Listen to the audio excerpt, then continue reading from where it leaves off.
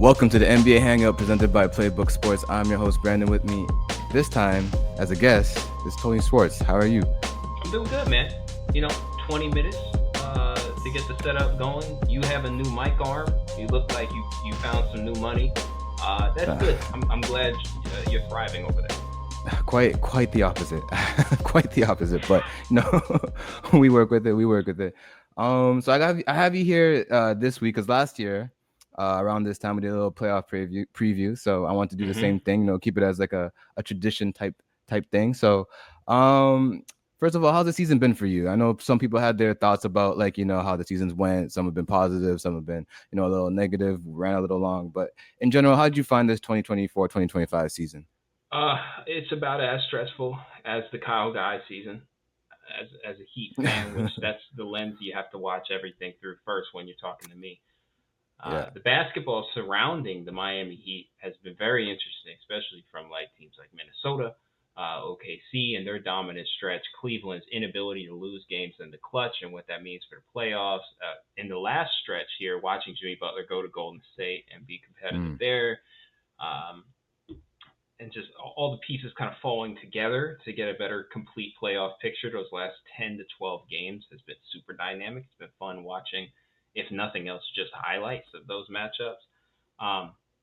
But from a Heat fan perspective, this is on par with that Kyle Guy season, if not worse at times, because there's so many nights just like that season where you're watching a game for no reason. You're not going to gain any knowledge about the team or what their ultimate position is going to be inside of the NBA hierarchy. You have no idea night to night what you're going to get from the Miami Heat because guys were injured, and then Jimmy was in and out of the lineup, and then post Jimmy, guys have been injured too, which kind of makes the Chicago game the other night so surprising from them that they were able to execute a game plan.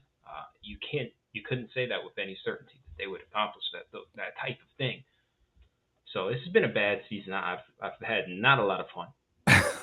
No, neither. I was telling my co-host last week. I was telling Dave last week that this is probably one of my most joyless, to use a term from a former Miami Heat player, joyless seasons that I've had watching the Heat. And we've seen like 30 and 11. Like there's been lots of seasons I've sat through, and this one has been just miserable. So just a lot of misery.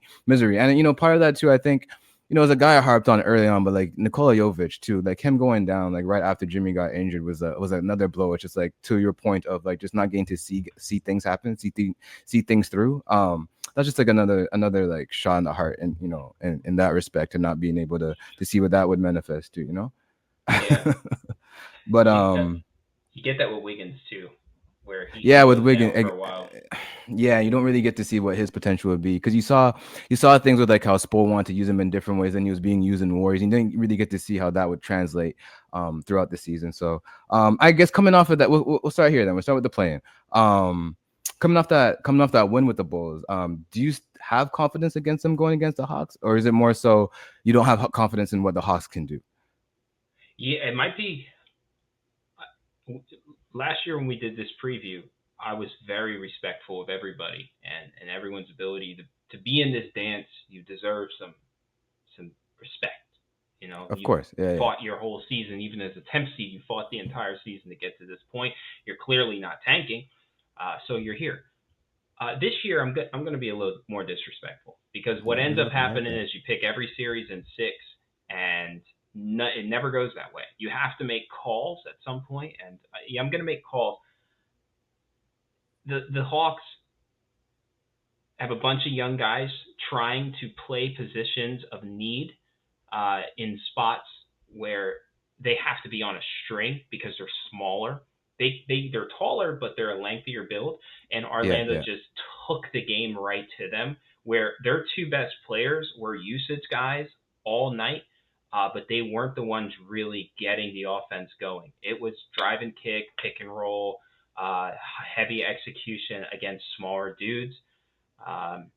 And I don't see a reason the Heat can't imitate that, manipulate that same kind of game plan against them, and run a very similar defense. Now, you executed at an incredible high level, and there's no single guy like Trae Young on the floor right in the Chicago game. But yeah, I think they can get the Hawks. It might even be potentially a better matchup for them than Chicago. Yeah, I think they like playing the Hawks. Like they've had like they've had that matchup for a while, and I think they like going against them. I think they like going against Trey. I think it's another Davion game. Like it's another game that he can show out. I'm not sure about like if Tyler can carry on this play because the play that he's been having has been out this world this last like 11 games if you look through those games. But I don't know if he can have that game again against this Hawks team. I know he had a good one last time, even with Dyson on him a lot and with what Atlanta was trying to do. But I think I see this more as like a Bam game than a Tyler game. I think the way that the physicality that you talk about, like that the Magic use, similar thing that I think Bam and Kellel can bring to the table against them. But we'll have to And see if that can come to Wiggins. fruition. Yes, and Wiggins. Yes, yes. You forget about his physicality. We saw it in the last game, especially on the defensive end. He's able to really like fight through some screens, bump guys, get them a little uncomfortable on the defensive end, and he'll have to do that as one of the elder states guys in this game. You see talk about them going against a young team, going against a guy like Zakari and stuff like that. You're gonna need him to show his vet presence needs to be kind of there for that. Yeah, and then I guess the other on the other end, the West plane, which you have the Mavs and the Memphis Grizzlies. How you liking that one? Yeah, so I like it about as much as the fans who are paying $9 to get into that game. Yeah. There's tickets on sale in the play-in tournament game for $9. Um, This is my exactly what Adam Silver wants. Yeah, I'm sure that was the intended purpose of the play-in tournament, $9 tickets. Yeah, yeah, I, Dallas has a lot of size. They can execute offense whenever they really care about it. It's a complete toss up. Memphis playing their way back into the Golden State game, I think showed me something from them. Like they still have a desire to want to win basketball games, and I don't know if you test Dallas that same way if you'll get a similar result. Anthony Davis still clearly cares about basketball. He showed back up and he's ready to yeah, go. Um, and I think I want to give him the nod. Like he's going to be the best player on the floor. He can dominate both sides of the ball. They have a coaching staff that's still together. Um, yeah. They're I, intact. Yeah, they're intact. I just kind of trust them to be a little more prepared for this matchup. Memphis has felt like they've been on a downward trajectory for the entire year. So if they do make it out of this off the back of Ja and Desmond Bain, who's been playing really good basketball yeah, lately, yeah. uh, Bane's been tremendous. killing, I would not be surprised. But history and just watching momentum tells me that it's going to be really tough to stop an engaged Anthony Davis. And I think that's kind of going to be the momentum swinger in this matchup. There's still defenders in Dallas. There's still guys who make your job really difficult. It's not like that went away inside the Luka trade. Um, you just lost some high end scoring, but I don't think you need it against Memphis's weird, janky offense. Yeah, So, this comes down to just guys who are ball stoppers, and then Anthony Davis getting quality looks on the other end, who's going to disrupt them. And there's not enough on the floor, I think, to really make that happen. They're going to create advantages somewhere. yeah. I can see that from the Memphis from the Mavs perspective. But I feel this is gonna come down to Ja and Ja's health. Really, it's gonna come down Yeah. to if he's healthy or not. Because the coach has been using him a little bit more. He has had the ball in his hands a little bit more, with Bain still being able to do what he's able to do.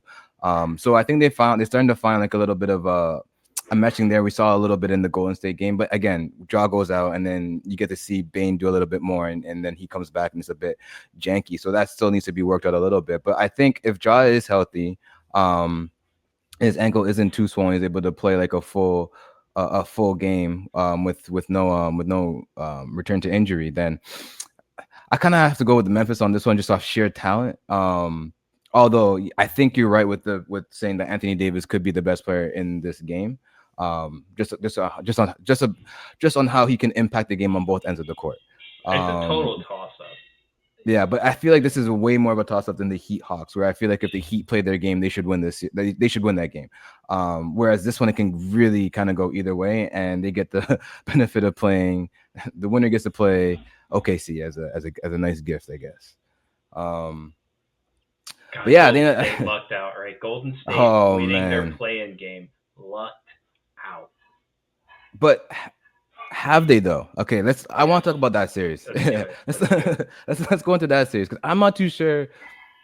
I'm not too sure that's the best matchup for them because we did see that game. I know it's one game, super small sample size, but it's one game. But we did get to see the Rockets play Golden State with Jimmy on the team, and they were able to do some things to Steph that not many teams are able to do.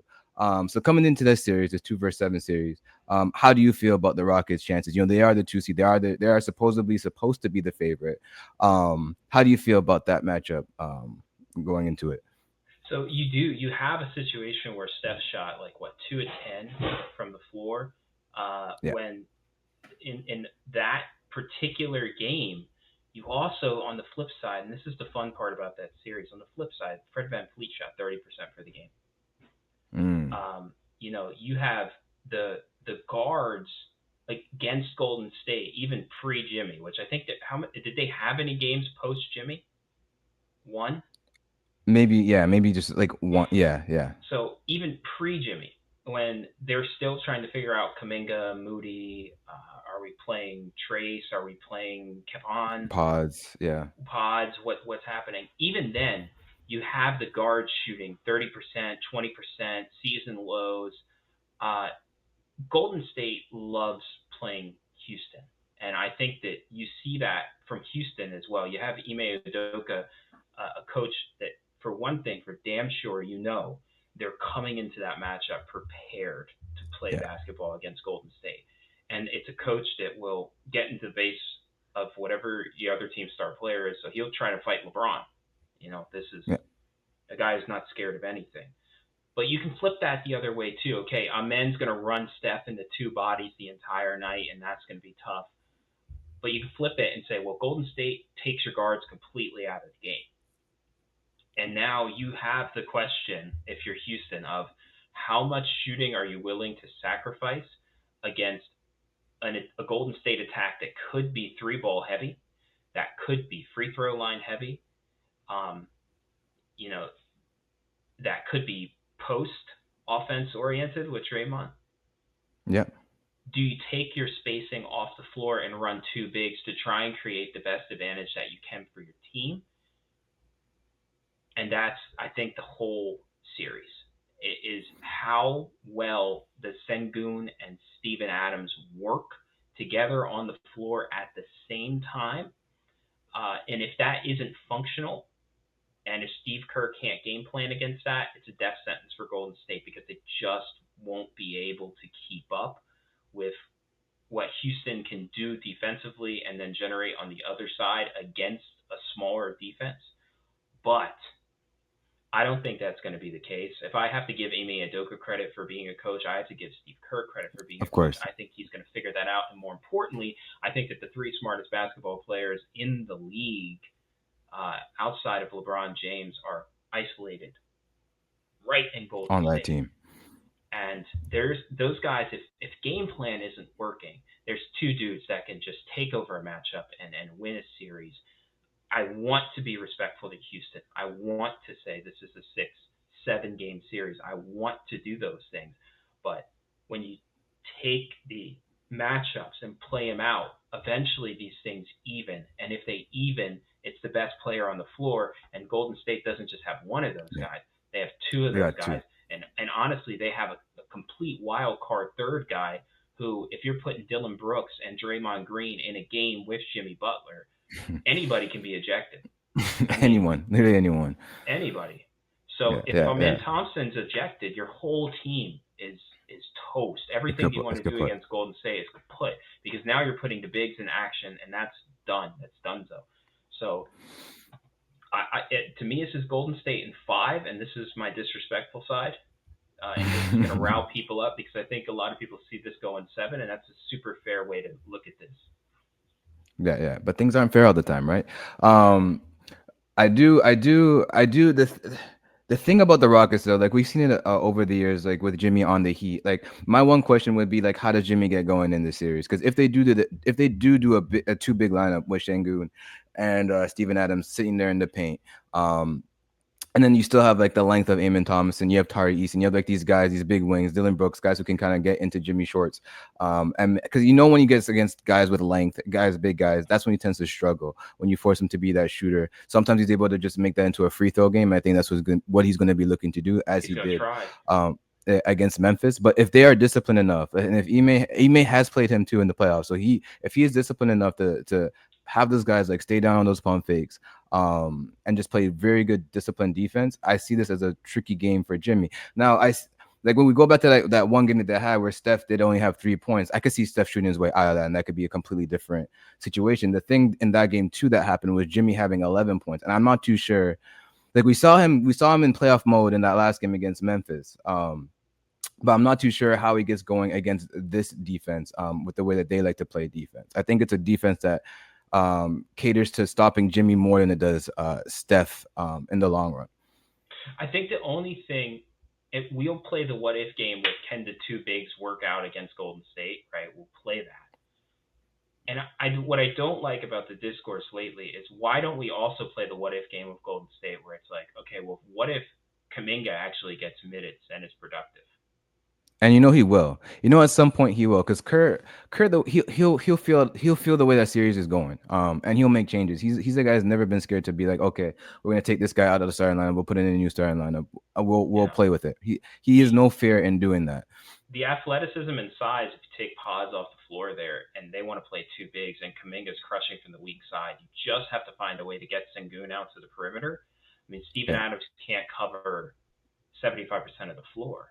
So if you can put Sengun in the perimeter, if they're playing two bigs, if Kaminga can play, I mean, weak side cuts from him. That's one of the most athletic dudes around. So it's going to yeah, be yeah. scary hours. It's a lot of what ifs. That's why I'm saying I think in this series I trust the best players more than anything. Yeah, and then UD was on, I guess, ESPN today talking about like LeBron James could be the most talented player, but Jimmy's one of the smartest players that you can have on the team. And then you mentioned it too. You have Jimmy, you have Steph, you have Dre, you have three guys there, winning players. They know what to do to win games. I think they could figure it out against this young team. This is the first time this core of Houston Rockets have been into the playoffs together. So it's going to be surely a challenge for them. Ime will do a good job of getting them ready, but I'm with you. I think I could see this one Golden State. I'm going Golden State in 6. I'm going to do the respectful thing. I ain't getting disrespectful. I ain't getting It's the disrespectful right yet. answer. It's the right answer. Golden Um, State is six.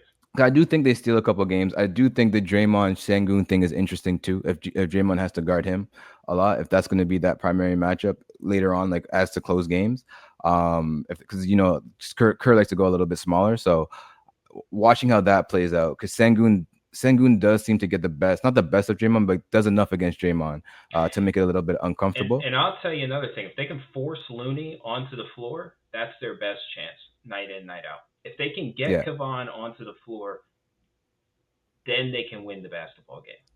Yeah. If they have to start playing Kevon, then Rockets are doing something well. Jalen Green's first like major moment in the playoffs. I want to see how that goes as Yeah. well. For a young guy, to see if he rises, if he just stays the same, if he falls off a bit with the heightened intensity.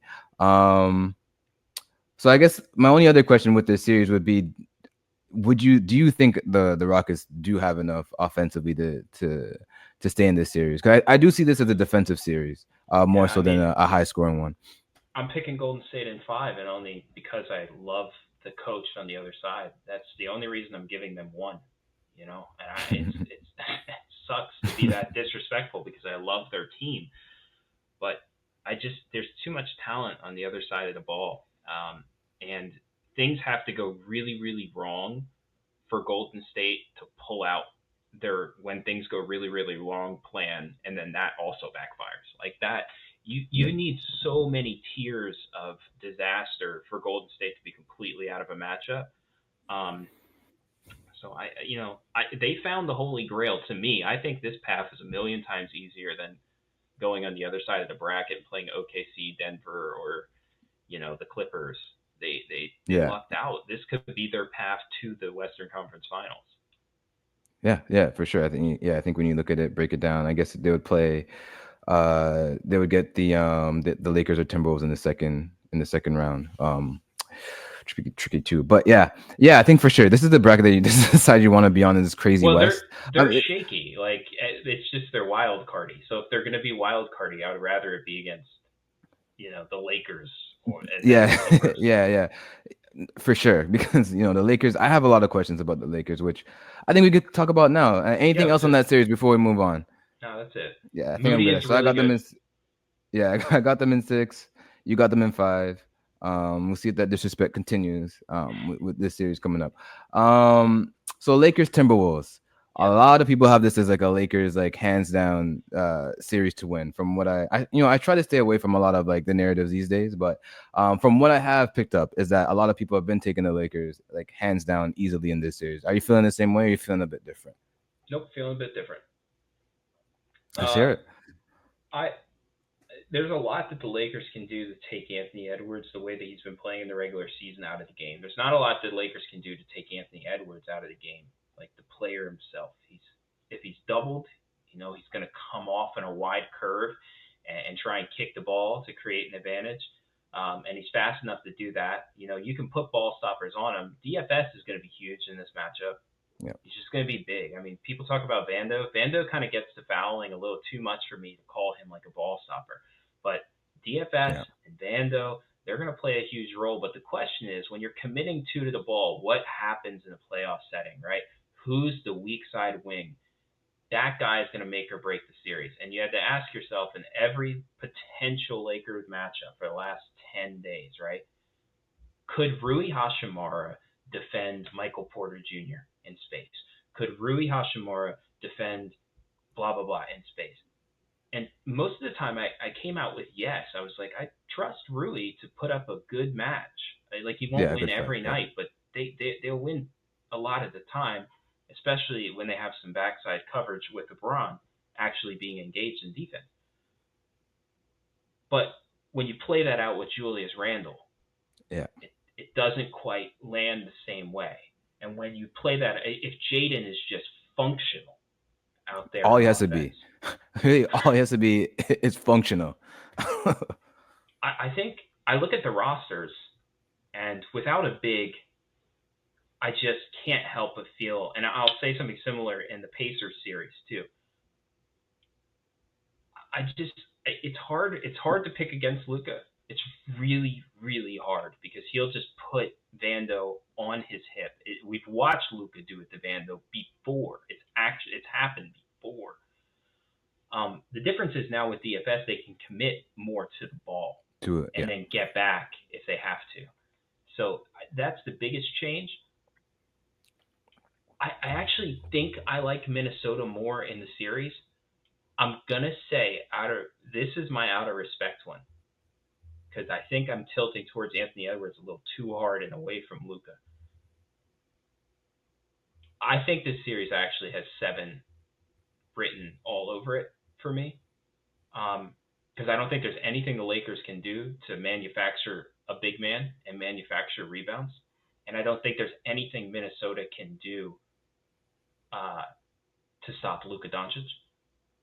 And they're going to find these little things. Like Julius Randle's probably going to eat this entire series, and LeBron's probably going to eat this entire series, but he can't play 36 minutes. You know, I'll take the Lakers in 7, but this one was the toughest one for me because the X's and O's tell me I need to go Minnesota or tell me I need to go. I need to go Anthony Edwards and the Timberwolves, but I'm having a yeah. hard time with it. It's hard to bet against LeBron and Luca. It's just really hard to do so. I do feel like the Lakers roster when it gets constructed over this offseason and next season, if LeBron's just somewhat like even 80% of what he is this year, I feel like the team next year is going to be the better team for the Lakers. But I have a hard time just really going against what Luca and LeBron can do on any given night. But I just don't. I really don't have faith in the Lakers defense. Like I know it picked up Yeah. once AD went out, but once he got traded and they brought in Luca, but I just don't have faith in that defense in the playoff setting. Can I know Jackson LeBron. Hayes anchor a top 3 defense? I, That's not like real. Those aren't that's real not stats. like that can't be real. Like it just can't be. I can't put faith in that comfortably for a 7 game series. I know, and we know Rudy. We know Rudy has his questions. You know, when it comes playoff time, what he can do in space, who he can guard. We know Luca especially likes to play against him. But he's still an impact player. When at the end of the day, he's still an impact player. He's still a big that can make a difference in the paint. A big that the Lakers do not have to impact in the paint. No. So I have some questions about what they can do on the defensive end. Um, but then on the flip side, I do have questions about what Minnesota can do on the offensive end. You mentioned Julius Randle as one of the guys that must step up on the scoring end. I think Dante has to be that guy as well. Like when that ball gets in rotation, I think he has to be ready to shoot, and also he needs to be hitting shots for this to kind of work out for them because outside of Ant, it's really hard to find manufacture easy points with this Wolves team. I find once things really start to bog down. Um, I guess for me too, like I found people are kind of jumping the gun going for the Lakers. I kind of want to take the Wolves in this series. Like I think I'm gonna go Wolves in and I think I'm going Wolves in 6. Like the thing about like even last year, like I know they had Cat, so their offense was a little bit better, but I feel like their defense took a little bit of a step back when Cat was there. We'll talk about that when we talk about New York, when they go against Detroit. Um, but I just feel like Ant just rises to another level when it comes to the playoffs. He's ready for these moments, and he just instills confidence on everybody else on that team. When he gets in that mode, like I think him and Dante work well off each other in that regard, and I think Julius as well. Like I know, like he has a selfishness about him on the offensive end, but I think in this type of situation, it'll work to his advantage. When I really think Do about it. you want to say super nice things about Julius Randle potentially being good in a playoff matchup? I don't. It's I can't even say it. Like I'm struggling. The words are stuttering out of me. Yeah, I don't want to say it, but I think it's true. I think he's going to eat in this series. I do. I mean, it's still a guy who hovered around the All NBA when his usage was at its highest, and a guy who can absolutely attack a bent defense. I mean, the hypothetical third wheel bent defense guys like him and Jeremy Grant have forever been the hypothetical best guys Yeah, yeah, for that yeah, role. yeah, exactly. And I think he's gonna go hard. Like he's not gonna go like he goes hard at the rim. He's gonna make the defense have to do something. They're gonna have to respect whatever it is he's gonna try and do. That's the one thing I can guarantee with Julius Randle. So There's I just think in this nothing the series, Lakers do to me that deter the ball being driven into the paint. And nothing, like nothing at all. if you can't stop the paint points and you can't stop the rebounds, how do you win the matchup? And the only Yeah. answer I can come up with is LeBron and Luca are really good. Exactly. That's what it They're comes down really to. good. And sometimes it's just simple like that. But we'll see. Yeah, I think I'm gonna stick with this. I'm gonna go with Wolves in 6. We'll see how it plays out. But I just feel people are jumping the gun a little too quickly to pick the Lakers in this series. Um, Anything else before we move on to No, our next matchup in the West, our last one that we can really talk about, the Clippers and the Nuggets, which I think this is going to be a crazy series. But I say that, and then you're gonna hear my prediction and be like, you don't think it's going to be a crazy series, but I think it is going to be a good series because there's a lot of like factors that we don't really know. Denver's out here with the new coach. They just fired a coach. They just fired no. a GM, so they're out here doing new things. Um, I don't know if that's going to jolt them like the owners feel it's going to. If it's just going to, we were talking about the trajectory of Memphis earlier. I don't know if that's just going to play into that momentum of it just keep going downhill. You have the Kawhi factor, which he's healthy now. Can he stay healthy for the entire series? Um, and the James Harden thing as well, where he tends to play well against Denver. That seems to be a matchup he likes. I think it's partly due to the fact that he can pick on that pick and roll with Jokic, and he has a great pick and roll partner this year with Zubac. So I think that's very exploitable for the Clippers on that end, and they have a great defense. I find the Clippers come ready on defense. Ty Lue does not get enough credit for what he can do year in and year out with defense for this team. No matter who's in the lineup, they also have a competitive defense. Um, what are your first thoughts on this series?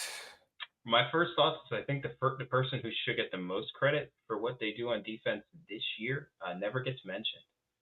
Where's Jeff Van Gundy? I mean, we talk about coaching staffs being ripped apart. The Clippers have a coaching staff from heaven.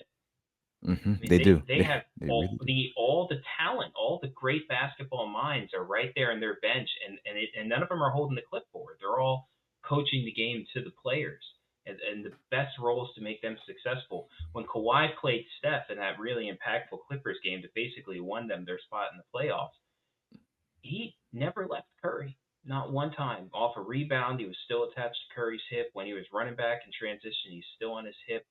When he was checking out of the game, I thought he was going to go sit down next to him on their bench. To me, that just screams Jeff Van Gundy. It doesn't scream Ty Lue. Ty Lue has an excellent vision for what they want to do defensively, but I think that individual player stuff can only be Yeah. coached from guys like Jeff that have lived that lifestyle and have coached at that level. He knows what can kill you. He's coached that long. He knows what can kill you, and that's what I And think he's they're watched it doing. now. And he's watching now. He's a commentator for a while. He's watched all these teams. He's forced to watch all these teams. So he's seen the game evolve. He's seen what you need to do to adapt. I think that's a great point. Like I think that's underreported for sure. It's just the coaching staff of that Clippers bench. I don't think there's And been what they one can time do. this season they've dumped below top 10. They've been Yeah, a they've been top in 10 it defense all season without all Kawhi. season. Yeah. Um, so that's incredible. And then you ask yourself, okay, well, what does that matter? Can they stop Nikola? And no, nobody on earth has ever figured Yeah. out how to stop You're not Nikola stopping that Jokic. man. Yeah. But you know what Carl Anthony Towns did well when we want to hit on Cat's defense all the time, but what he did well when guarding him is he managed to keep himself in front of his target. And if Nikola has one problem, if he has any weakness at all in his game, it's that he's a huge human, and it takes a lot for him to move. And because of that, he's a easy target to keep in range. So Zubac can do the same thing, who I think is a more talented defender than Cat. Uh, More exploitable because he's not as quick, but he's a more talented defender when the target's slow and big. He can make them work.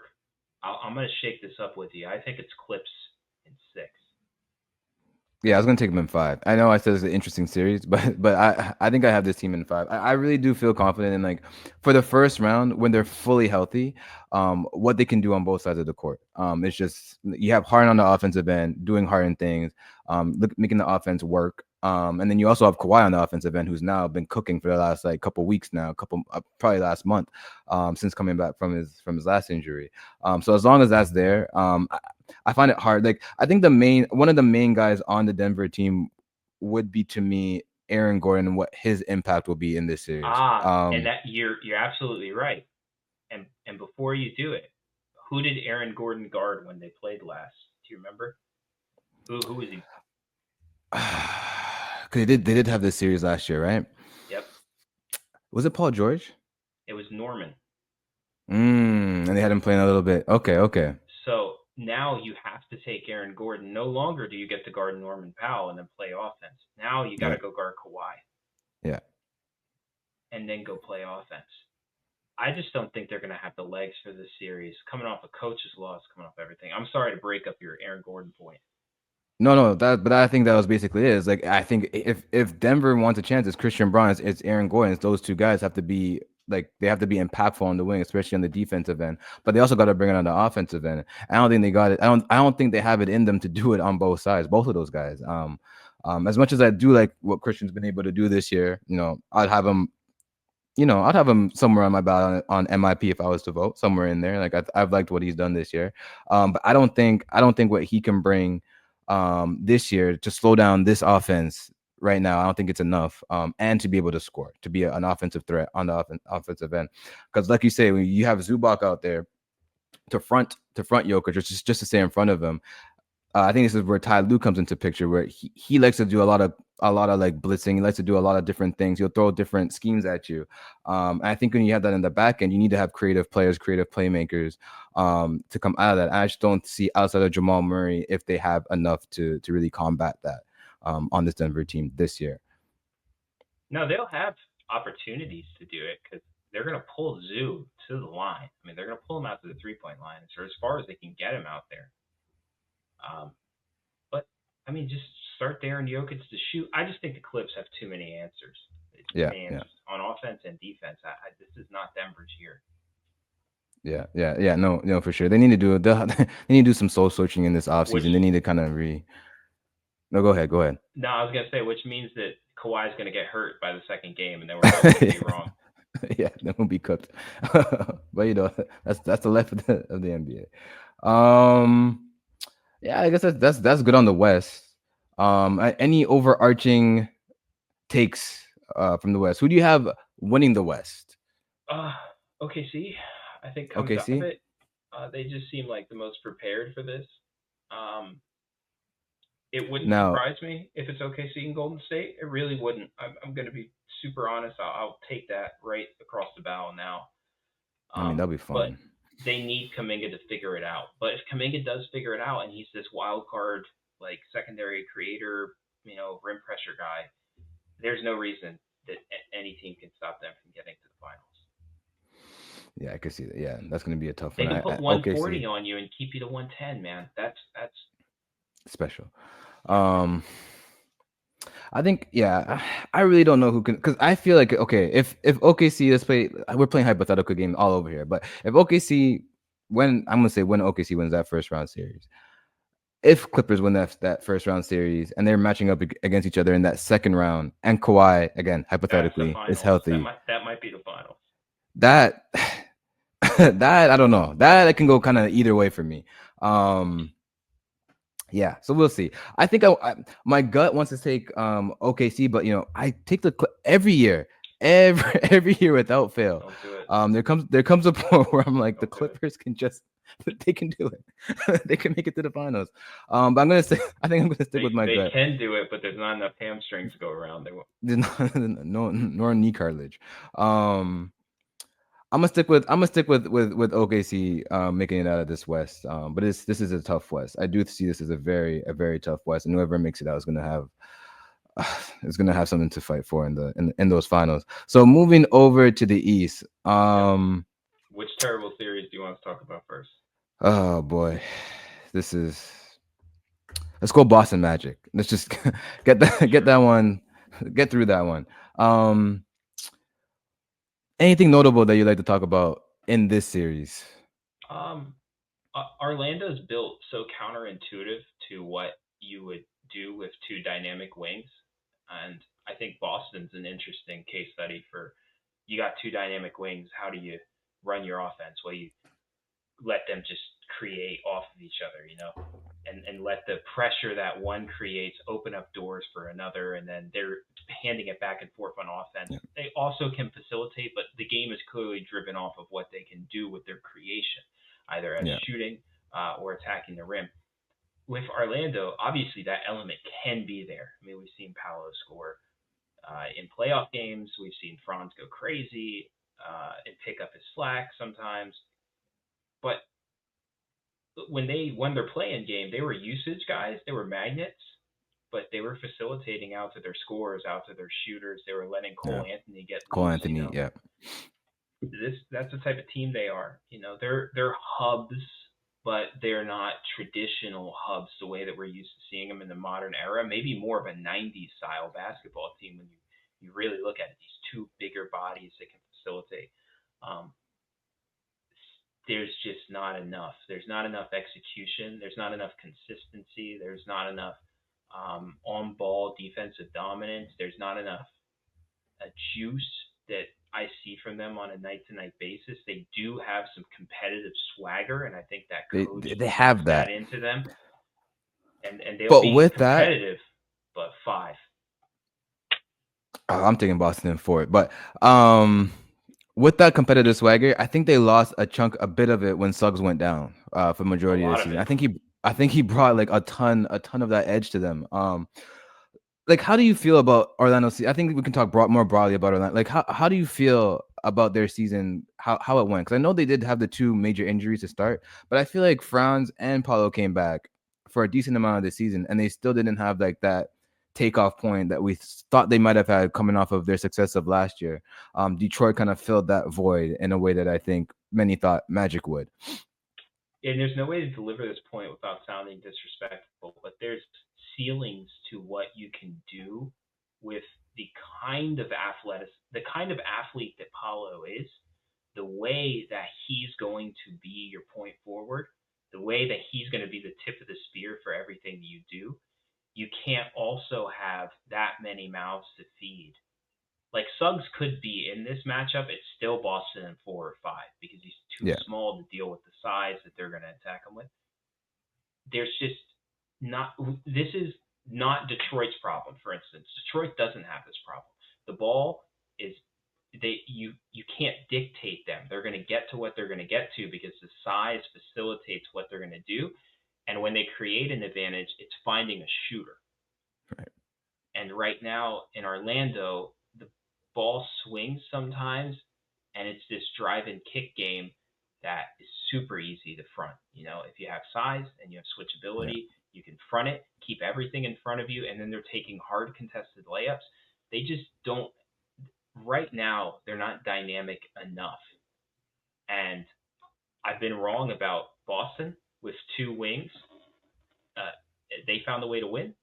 I can be wrong about Orlando, but right now it just doesn't feel like the two skill sets are dynamic enough to create the advantages you need to win in the playoffs. And we're going to see that in full force right away against Boston. If they caught the Pacers, they might do some work. If they caught Detroit, they might do some work. But they caught Boston, and it's a yeah. bad draw. Yeah, really, really bad draw for them. I guess on the Boston end, I think one of the more broader things, topics with them, I guess that comes to my mind is Tatum and his legacy when it comes to this. Because he's voiced his complaints about like how he's viewed in the media, early on this year that he doesn't get the respect of some of like these other top tier players. I see this whole entire playoffs, for however long that Boston remains in it, which I see them. If I'm going to take a team right now, I think I'm going to take Boston going to the finals again. Yeah, same, Um, same. so seeing how he plays through this playoffs, I think it's a chance for him to kind of solidify himself. He wants to be that guy. We need to see him be that guy, for the entirety of this run. I think that's one thing I'm going to be really tracking since he's put it out there. He's put it out that he wants to be that guy. So I want to see if he can truly be that guy this year. Um, and then let's go over to let's just knock off, go straight to the Bucks and Pacers. Yeah, Um, Bucks and Pacers. First thoughts on that? I like the Pacers team a lot more, top to bottom. I just like it. I think that 1 through 9, you can stretch it to 1 through 10 because the Bucks get a little better the deeper they get, but those guys aren't going Yeah, to they got the play. depth. You know, they're just not going to play in this series because they need Prince on the floor. They need Dame on the floor. Look how fast they're bringing Dame back from this. Which there's some talk about, well, what's he going to give you? I mean, we've seen Dame out of shape and out of condition for pretty much almost his entire time as a Buck. Like It feels that way. he's he's not really been in shape his entire time he's been there. It was a little better at the start of this year, but obviously Yeah. nagging injuries and now the blood clots, and he's coming back from it super fast, maybe too fast. There's some questions.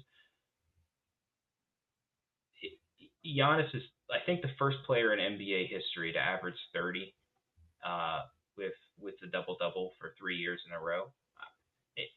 For some reason, he just doesn't get talked about At as all. one of the top 3 guys. It's just not. It's never loud enough. But he's clearly a top 3 guy in the NBA to me. It's not even a discussion, and he certainly looks like a top 3 guy in the NBA whenever he's guarded by Miles Turner. Um, and he gets busy against Siakam too, but Miles he puts in a blender. So Yeah, you know torture chamber. And he's been a little bit more diligent with not shooting as many threes. He's stuck more to the mid range and efficiency is in. great. Yeah, Yeah. So I've liked Giannis' season this year. The one thing on Indiana I'd also touch on is like their defense has just improved dramatically from last year. They were a conference finals team last year, and this year they went from, so last year they were 24th ranked defense per cleaning the glass. This year they're 13th, and that's a big jump for a team that was like strongly offensive minded. We know they can get to their offense. We know what they could do in the offensive end, but the defensive end is where they truly struggled last year, and they've made strides on that end, which is good to see. But I think I'm going to take the Bucks in this series. To be honest, oh wow, they ended the season on an 8-game win streak. They play yeah, better they're hot. when one of those teams when one of those guys are out. When either Dame is out or whenever Giannis is out, for whatever reason, everything meshes a little bit cleaner. So we don't know when we're getting Dame. I think he's probably going to play in this series at some point because, like you said, they're kind of rushing him back, or so it seems. It feels like they're kind of rushing him back. Um, so when you come back, we'll see what that impact is like. But I just feel like they're in a groove right now. They were missing Bobby for a lot of the chunk that they were playing bad. They were missing like Bobby Portis, and that's like an important depth guy for them in this stage in their Oh, look build. how important he was to the win streak. Yeah, you know, so um I think I do like like I might be I might be doing this thing where I'm just disrespecting a team that, has improved and just not taking their improvement for I'm taking their improvement for granted. Um it's just a team that I don't fully trust this Indiana team as yet. Halliburton has played a lot better like as the year progressed. He looked like himself, as the year went on. Siakam has been great this year. His efficiency's been good. Um Turner, but yeah, the Turner question, their defense, even though it is improved, I don't know what they do to Giannis at this stage. And No, if Giannis is still getting what he wants, I think it opens up just enough for guys like Gary Trent to have a game, just a game. He just needs to give you a game where he's hot. One of these guys give you a game here and there, and I think you have yourself a series. Bucks have been there; they've been out early the last few years, and I don't think Giannis does not want that to happen. Whether or not he's able to will it to happen, we'll see. But I kind of like them in this series for, I guess, a mild upset. I think you could take that same thing and flip it if I had to make the case for Indiana, because there's so many guys that can get busy. Yeah, And they you just they they they have a better chance of having that random guy pop off for a game. yeah. Indiana for sure. Yeah. I think this is a seven because they're both variance teams, and they're both particularly shooting variance teams. Giannis is going to get 35. He might average closer to 40 than he does to 30. Um, and he's going to look like an unstoppable force every single night. It's just what can you get around him because you're not going to shoot the ball. So if they start walling off the paint like Miami Heat style and forcing the non-shooters to get the ball more around the perimeter, Torian Prince is clearly the best three-point shooter from the corner and with time this year in the whole league. But what do you do when he's having an off night? He's not on every night. He's not Clay Yeah. Thompson, so or old Clay. You know what I mean? Oakley. So what do you do then? So I think there's too much variance on the Buck side, and I can't just give a pass to Damian Lillard coming off of blood clots Yeah, yeah. to It's also that be a that one's 30 tough. guy. So I'm taking That Indiana, one's but super there's tough. you tell me Giannis wills them the victory against Pacers. I don't think they're super duper talented. I'm totally okay hearing you say that. Yeah, yeah. I just have that feeling, and I wish Brooke Lopez was like a couple years younger for this series too. That was, he'll make a bigger difference. Like him kind of falling off. I feel like this is like the Bucks kind of like last hurrah with this core, This is it. intact like Yeah. this. So I think they're gonna give it everything they have to try and make this as long as they can, and we'll see what they're able to do.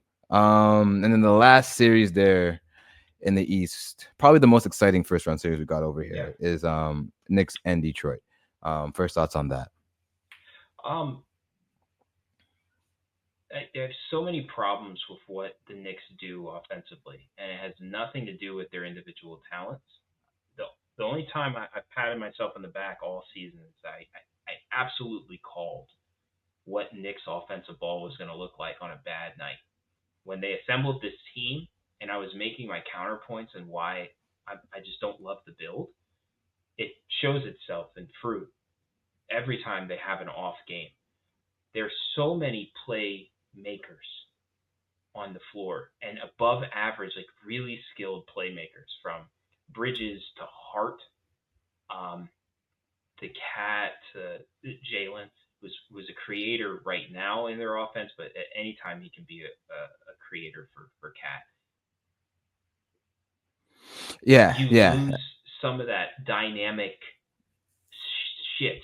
Like you lose some of that special stuff that you had when it was Jalen hitting you in the mouth every single drive, every single game. He's averaging like 18 drives a game, and he's doing that again now since he's been back.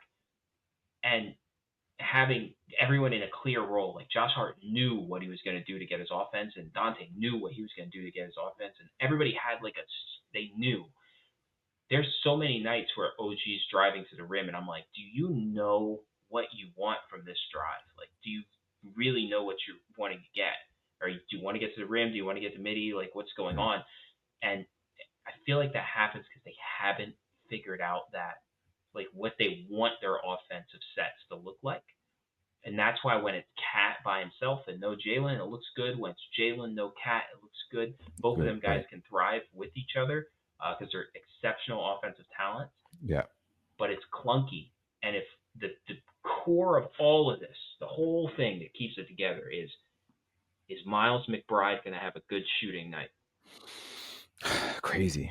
Because if you don't get that, you don't have any bench scoring. And if you have no bench scoring and an off night from your starters that you play 40 minutes a day, like a day, not a night, a day. These guys are out there every single day playing 40 minutes. There's no opportunity for them to get out of the game and get back in. They're locked in. They can never get right.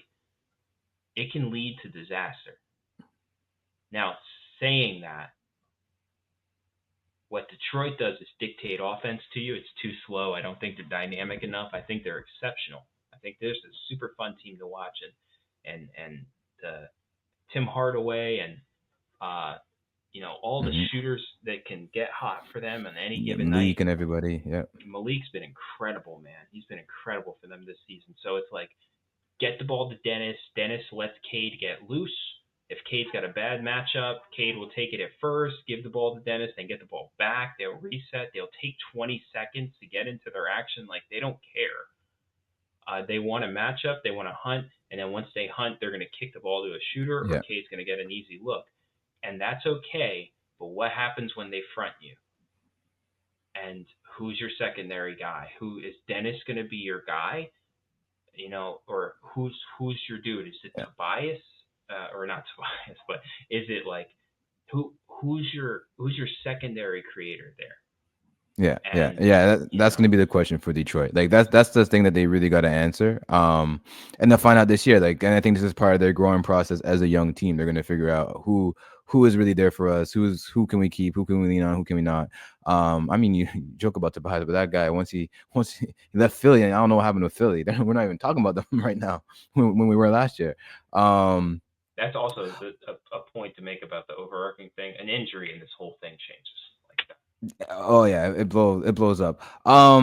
So you touch on like New York and their offense and like their limitations there. My worry with New York is their defense. I know they finished off with the top 12 with a 12th ranked defense for the season, but it just feels exploitable in a way. Even though you have great defenders with McCall, you have a great defender in OG, probably one of the best defenders with OG. Um, but even when I was watching them against a team like the Heat, for example, and I don't even think the Heat beat them, but the way that they were able to exploit that cat matchup, just that pick and roll with Tyler and Bam, there's no reason why Cade and Durant can't do something similar to that and just exploit that to the 10th in a way that Miami and some of these other teams can't. And Mitchell Robinson isn't the Mitchell Robinson that you had of a couple of years ago. That big depth I feels lacking to me in a way that can come to hurt them in a serious way in a playoff series. I think right now the Knicks just have, experience over them. They have a little bit more high end talent than them. But when it comes to like fight, when it comes to ways that they can exploit things, as you mentioned, they do like to exploit a lot of things. And I think they're going to get to that in this series, especially with the Knicks. I find it's a tough one, a real tough one for the Knicks to pull out. Do you have a prediction for this one? You taking the Knicks or? Yeah. In how many games? I don't know. Five, maybe. Maybe actually sweep. Maybe four. I just don't think the Clips are going to do enough to generate offense. Like the Jalen Brunson can't give you on the other side. What's going to suck for the Knicks eventually is they've diminished Josh Hart and Mikal Bridges into roles that I don't think they're familiar with. And Josh has so many games where he's 2 points, 4 points, and like that happened last year. But Mhm. Josh would also give you like 30. He would have There's nights that where little in between. Yeah. it would go crazy. He was their offense, secondary to Jalen. So now it's like there's just too much uncertainty. And I can see it in OG Anunoby's game offensively. I can see it in Mikal Bridges' game offensively. And if you don't have that, you don't you can't really go into Cleveland or Boston and come out of those matchups like as an analyst feeling really good about their chances. Yeah, yeah, yeah. It is. I think I'm gonna take Detroit in this series, to be honest, even though they're young. Whatever. I just don't have super. I like Tibbs though. I do like what Tibbs can do, and I think he's prepped for like at least a first round series. He'll be fine. But again, one injury, these guys go down. One I don't injury love shakes their whole thing. It shakes their whole every thing. More so than a lot of these teams. I find with New York, like they're so locked into this starting group that they needed to work. They needed to be all there for them to win. And I can't put so much faith into a team kind of built like that, especially on the defensive end. Detroit might not be the team to fully exploit it, but it is super exploitable, and I think we'll see some of the cracks at least in this series. I think I'm going with Detroit. I'm going with Detroit in this one. That'll be my East upset. Detroit Detroit in 7. I think it's gonna be a fun one too. It's gonna be low scoring. It's gonna be like an East battle. Like how we come to know them. But yeah, I think that's where I'm gonna go with that one. You have Knicks, right?